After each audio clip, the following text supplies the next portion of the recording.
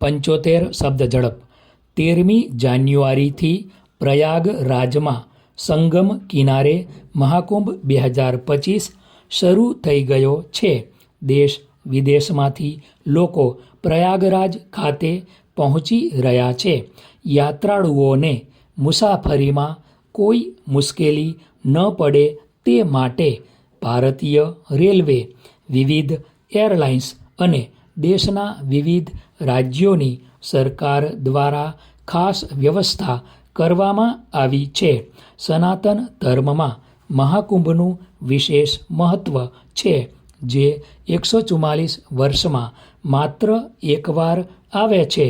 આ અવસર પર યાત્રાળુઓ માટે મહાકુંભની યાત્રા સરળ બનાવવા માટે રાજ્ય સરકારે દરરોજ એસી વોલ્વો બસનું સંચાલન ગુજરાતથી પ્રયાગરાજ જવા માટેની અનોખી પહેલ કરી છે. મુખ્યમંત્રી ભૂપેન્દ્રભાઈ પટેલ દ્વારા મહાકુંભ માટેની વોલ્વો બસને આજરોજ 27મી જાન્યુઆરીએ ગાંધીનગર સર્કિટ હાઉસથી લીલી ઝંડી આપીને યાત્રાનો પ્રારંભ કરાવ્યો હતો. ફકરો: નોંધનીય છે કે આ બસ દરરોજ સવારે 7 વાગ્યે અમદાવાદના રાણીપ એસટી ડેપો ખાતેથી પ્રયાગરાજ જવા માટે ઉપડશે. 3 રાત્રિ અને 4 દિવસનું પેકેજ પ્રતિ વ્યક્તિ દીઠ ₹8,100 નક્કી કરવામાં આવ્યું છે. આ પેકેજ ગુજરાત રાજ્ય વાહન વ્યવહાર નિગમ અને પ્રવાસન નિગમના સંયુક્ત ઉપક્રમે તૈયાર કરવામાં આવ્યું છે. આ પેકેજમાં 3 રાત્રિ માટે રોકાણ અને બસ મુસાફરીનો સમાવેશ કરવામાં આવ્યો છે.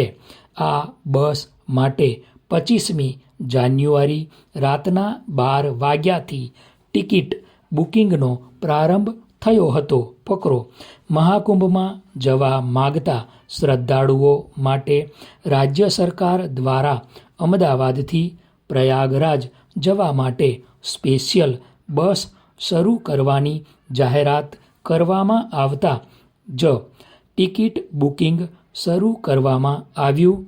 તેના કલાકમાં જ 25 ફેબ્રુઆરી સુધીની તમામ 1,380 ટિકિટોનું વેચાણ થઈ ગયું હતું. માત્ર ગણતરીના સમયમાં 30 દિવસની તમામ ટિકિટનું વેચાણ થઈ જતા અનેક શ્રદ્ધાળુઓ નિરાશ પણ થયા હતા.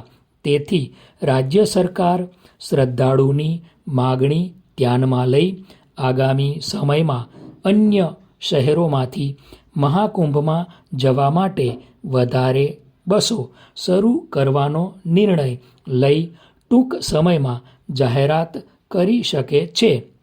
આ અંગે વાહન વ્યવહાર મંત્રી હર્ષ સંઘવીએ સોશિયલ મીડિયા પર પોસ્ટ કરીને જાણકારી આપી હતી. તેમાં લખ્યું હતું કે મુખ્યમંત્રીના નિર્દેશથી ગુજરાતના વધુને વધુ શ્રદ્ધાળુઓ પોતાના પરિવાર સાથે પ્રયાગરાજ જઈ શકે તે માટે અલગ અલગ શહેરોથી વધારે બસો મૂકવાનો પ્રયાસ ચાલી રહ્યો છે અને ઝડપથી નિર્ણય લેવામાં આવશે.